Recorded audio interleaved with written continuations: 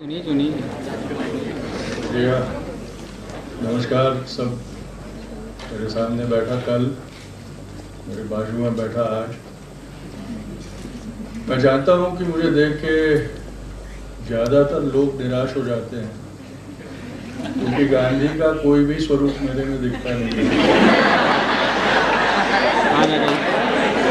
तो मेरी पहचान में जो कहा गया कि बापू सूर्य है और मैं चंद्रमा हूँ, वो एक महीने में सही भी है। हम दोनों एक साथ कभी नहीं आते बाहर।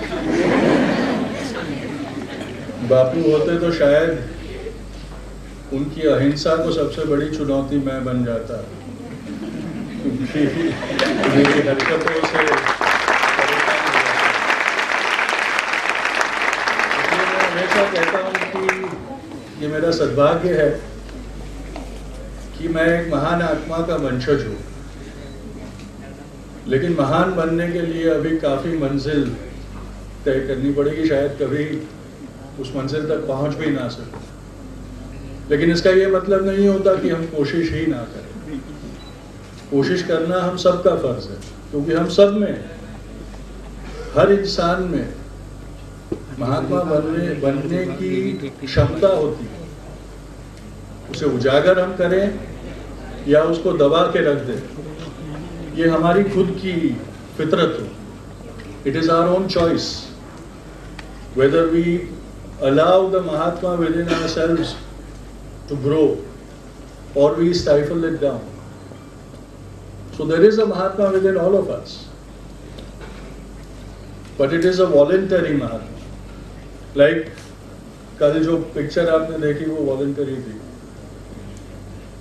मुझे ताज्जुब हुआ कि उन्होंने कहा कि 55 विद्यार्थी देखने आए थे, क्योंकि मैंने वो फिल्म 55 बार देखी और जितनी बार कुछ नया मुझे मिलता है, मुझे प्राप्त होता है। हमेशा ये लगता है कि अरे ये तो मैंने कभी देखा ही नहीं।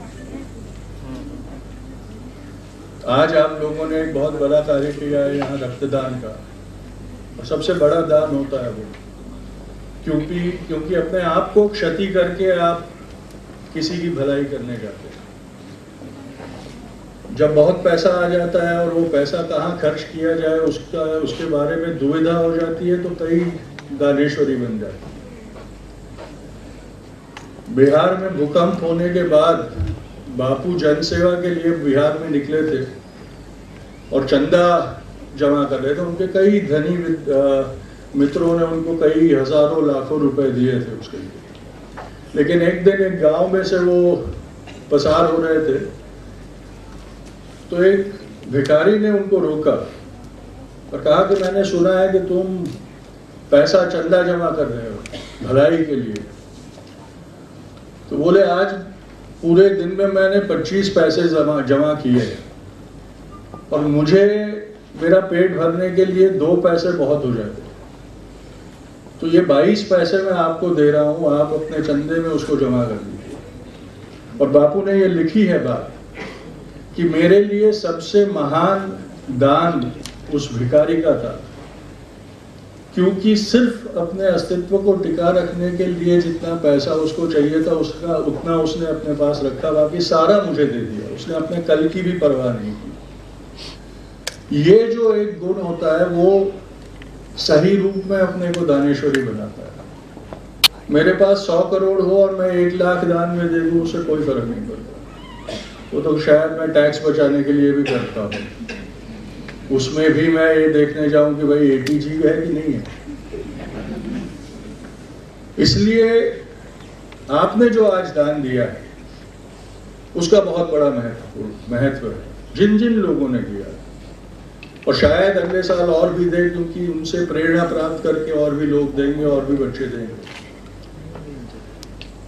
आप लोग उच्चतम स्नातक है, आप इंजीनियरिंग पढ़ रहे हैं, और आजकल एजुकेशन जो हुआ है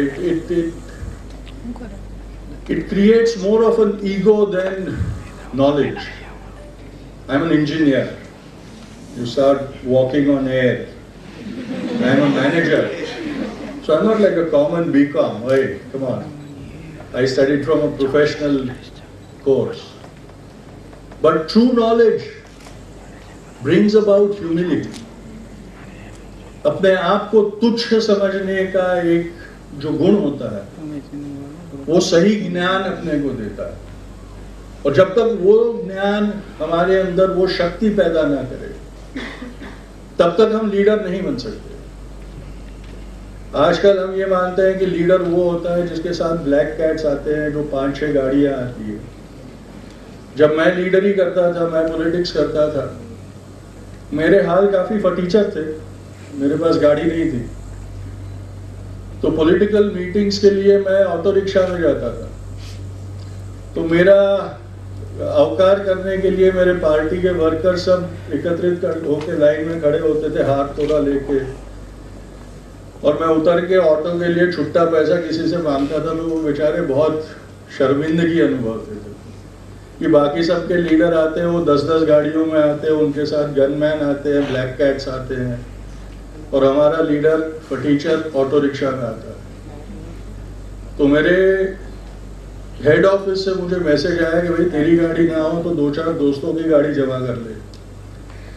तो मैंने कहा लीडर मैं हूं या वो गाड़ी? यानी कि एक बेवकूफ भी 10 गाड़ियों में बैठ के आके लीडर बन जाता है, और एक ज्ञानी पैदल आके लीडर नहीं बने, क्योंकि आपको वो पसंद नहीं है। तो अपने आप को शून्य मानना, that is the true sign of true education. मैं तो बापू की हत्या के बाद बहुत सालों के बाद पैदा हुआ, इसलिए मुझे ये मौका नहीं मिला कि मैं बापू से कुछ सीखूं। लेकिन ये मेरा सद्भाग्य था कि बचपन में मुझे जब भी कहानी सुननी होती और मैं मेरे पिताजी या दादी को कहता कि मुझे कहानी सुनाओ, तो वो हमेशा मुझे अपने बापू और बा के साथ के अनुभवों की कहानी बताते। बच्चा था तो बहुत बोर हो जाता था कि बाकी सारे बच्चों को तो राजाओं की, परियों की और सब कहानियां सुनने को मिलती है, और मैं जब भी कहानी मांगता हूं तो मुझे बा और बापू की ही कहानी सुनाई देती। पर जैसे बढ़ता गया, जैसे अकल आती गई, वैसे वैसे मुझे ये पता चलने लगा कि क्यों वो कहानियों का सिंचन मुझ में बचपन में किया गया था। क्योंकि अब जाके मुझे उसके पीछे छुपे हुए उद्देश्य पता चलने लगे, और इसलिए जब भी मुझे मौका मिलता है मैं उनमें से 1-2 कहानियां बता देता हूं, इस उद्देश्य से कि आप लोग भी उसमें अपनी अपनी समझ के तरीके से कुछ सीख लो, कुछ अपने अंदर एब्जॉर्ब कर लो, उसे अपनी आदत बना लो उसे। And so I will share with you a couple of stories before I stop. And this one story is about, it pertains to you because you are going to be engineers, the elite. बापूजी के एक दोस्त थे industrialist, उन्होंने अपने बेटे को विदेश पढ़ने भेजा था। उस जमाने में बहुत कम विद्यार्थी विदेश जा सकते थे। जब वो बेटा वापस आया तो उसने अपने पिताजी से कहा कि मैं आपसे 1.5 साल का वक्त चाहता हूँ, फिर तो मैं आपके कारोबार में जुड़ जाऊंगा, लेकिन 1.5 साल के लिए मैं राष्ट्र के लिए कुछ करना चाहता हूं। मैं बहुत उच्च शिक्षा प्राप्त करके आया हूं, और इस राष्ट्र के लिए जो उसकी जो उलझने हैं, समस्याएं हैं, उनको मैं सुधार सकूं, उनका कुछ मैं भला कर सकूं, ये क्षमता मेरे में आई है और मैं वो करना चाहता हूं, तो मुझे 1.5 साल आप दे दीजिए। उस पिता ने सोचा कि इसको सही दिशा दिखाने वाला और कौन हो सकता है, बापू ही हो सकते हैं। तो उस शाम को बापू के आश्रम में अपने बेटे को ले गए और बापू से कहा कि मेरा बेटा विलायत से सीख के आया है, बहुत उच्च शिक्षा प्राप्त की है और हमारे मुल्क की समस्याओं को सुलझाना चाहता है अपनी शिक्षा के बल से। तो मेरी इच्छा है कि आप उसे अपना शागिर्द बनाइए, take him under your patronage and teach him, show him the right way, show him the right direction. Bapu ने उसको देखा और अपने दोस्त से कहा कि उसको छोड़ देना मेरे पास, 1 महीना मेरे आश्रम में मेरे साथ रखूंगा, उसके बाद वो अपना जो करना चाहे कर ले। बोला ठीक है, बेटे को छोड़ दिया वहां पर। बेटा बापू के पास गया, बोले बापू क्या करना है दिखाइए, मैं तो कार्य करने के लिए तत्पर हूं एकदम। तो बापू ने कहा कि कल सुबह जल्दी उठ के जो पाखाना है, टॉयलेट्स, वो साफ करने लग जाओ। अब उस जमाने में अपने ऐसे फ्लशेबल टॉयलेट्स नहीं हुआ करते थे आश्रम में, खड्डा होता था, उसमें एक बकेट रखी जाती थी और लोग उसको इस्तेमाल करते थे, और जिसकी ड्यूटी होती थी साफ करने की, वो बाहर बैठा रहता था, और जब वो बकेट भर जाए तो उसको उठा के खड्डे में खाली करके साफ करके वापस लगाना होता था। बहुत गंदा था। आप में से किसी को करने को कहा जाए तो शायद इस विद्यालय में स्ट्राइक हो जाएगा और आपके माँ बाप शायद केस कर देंगे कि हमारे बच्चे को इंजीनियर बनाने को भेजा और उसको संडास साफ करवाते हैं। और बापू ने कहा था, तो उस लड़के ने किया। 2-4 दिन करने के बाद वो बापू के पास गया, बोले अब तो मैं राष्ट्र की समस्या सॉल्व करूं। बोले नहीं, तू संडास साफ कर। 1 महीने तक वो विदेश से उच्च शिक्षा प्राप्त किया हुआ लड़का संडास साफ करता रहा। 1 महीने के बाद वो बापू के पास आया, बापू के पैर छुए और उसने कहा कि बापू आपने मुझे मेरी ज्ञान की आंख खोल दी, क्योंकि मैं आया था अपने घमंड में कि देश की उलझनें सुलझाऊंगा, लेकिन देश में क्या करना चाहिए उसको समझने की और उसको करने की विनम्रता मेरे में नहीं। आज मैं जान गया हूं कि ये भी एक कार्य है। अगर मुझे राष्ट्र में सफाई लानी है तो जो गंदगी है उसको साफ करने की क्षमता मेरे में होनी चाहिए। अगर वो मैं कर सकता हूं तो उसके चलते चलते चलते मैं रॉकेट भी बना लूंगा। आज हमारे अंदर वो नहीं रहा। हम सब रॉकेट साइंटिस्ट बनना चाहते हैं, पर जब गंदगी भरी लोकेलिटी देखते हैं तो हम म्यूनिसिपालिटी को कोसते हैं। क्यों? क्या वो हमारी जिम्मेदारी नहीं है कि हम एक झाड़ू उठा ले? अगर हमको गंदगी दिखती है तो वो गंदगी साफ करने की जिम्मेदारी भी तो हमारी होती है। कई लोग होते हैं जो जिंदगी में से ऐसे ही गुजर जाते हैं, उनको कुछ दिखता ही नहीं, अपने ही ख्यालों में मस्त रहते हैं। उनको ना कीचड़ दिखता है, ना गंदगी दिखती है, ना भ्रष्टाचार दिखता है, बस अपनी मस्ती में जिंदगी काट लेते हैं। या तो हम वैसे बन जाए, वो जो लाइक अ पिग इन अ स्टाई, वो कीचड़ ही उसकी पैराडाइज बन जाती है, या हम वो आदमी बने जो उस कीचड़ के अंदर सफाई करके एक पैराडाइज बनाने की क्षमता रखे। And the role of education institutions is to instill that feeling within all students कि कोई भी चीज हमारे लिए हल्की नहीं होनी चाहिए करने के लिए। जिम्मेदारी और कर्तव्य अपने आप को शून्य समझ के करने वाला ज्यादा सफल होता है।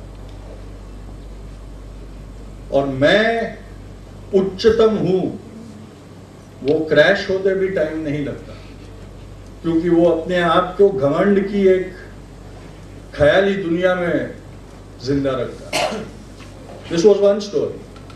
आजकल हम ये भी देखते हैं कि हमारे लोकतंत्र में एक प्रिविलेज क्लास बन गई, जिनके पास पावर है, जिनके पास या तो राजनीति का पावर है या पैसे का पावर है, और कईयों के पास दोनों है। वो अपने आप को हमारे मुल्क के कानून से परे समझते। इसकी भी एक मेरे पास कहानी है। ये मेरे पिताजी के साथ हुई थी। बापू अपना ऑटोग्राफ और फोटोग्राफ बेचते थे। कोई उनके पास ऑटोग्राफ मांगने जाता तो उनसे 2 रुपया वसूल करते थे, और कोई फोटोग्राफ मांगता तो 5 रुपया वसूल करते थे। काश वो पैसा मेरे लिए छोड़ जाते, लेकिन वो पैसा वो हरिजन फंड के लिए कलेक्ट करते थे। आज भी उस संस्था उस चंदे में से चलती है, उसकी आमदनी में से चलती है। और आश्रम में जो सबसे छोटा बच्चा होता था, जो जिम्मेदारी निभा सके, उसको ये काम दिया जाता था कि जिनको ऑटोग्राफ चाहिए था उनसे किताबें और पैसा जमा करके, लिस्ट बना के, हिसाब करके बापू से जमा करते, फिर बापू ऑटोग्राफ दे देते थे। और फोटोग्राफ का भी वही हिसाब होता था। अब मेरे जो दादा थे मणिलाल गांधी, वो साउथ अफ्रीका में रहते थे। उनको बापू ने साउथ अफ्रीका भेजा था, तो परिवार वहीं पैदा हुआ, बड़ा हुआ। और उस जमाने में इतनी आसानी से ट्रैवल नहीं हो सकता था, इसलिए कभी कभी 4-5 साल में एक बार वो लोग आते थे यहाँ पर। तो जब भी आते थे तो साल भर 6 महीना आश्रम में रहते थे, और बच्चों की परवरिश आश्रम में होती थी। ऐसी ही एक ट्रिप पे मेरे पिताजी को एक कैमरा, उस टाइम में तो वो बॉक्स कैमरा होता था, भेंट में दिया गया, और 2-3 फिल्म के रोल दिए गए। तो उनके अंदर एक फोटोग्राफी का जज्बा जागृत हुआ, और उन्होंने ये तय किया कि मैं मेरे दादा दादी का फोटो लूंगा।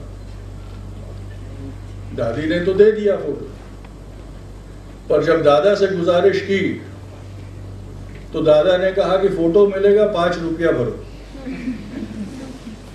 तो मेरे पिताजी ने कहा, मैं तुम्हारा पोता हूं, मेरा अधिकार है तुम्हारा फोटो लेने का, तुम कैसे पैसे मांग सकते हो मुझसे। बोला, पोता है, लेकिन कानून कानून है, तस्वीर चाहिए तो पैसा भरो। तो एक कंपटीशन बन गई पोते में और दादा में। दादा तस्वीर लेने ना दे और पोता पैसा दे नहीं। उन दिन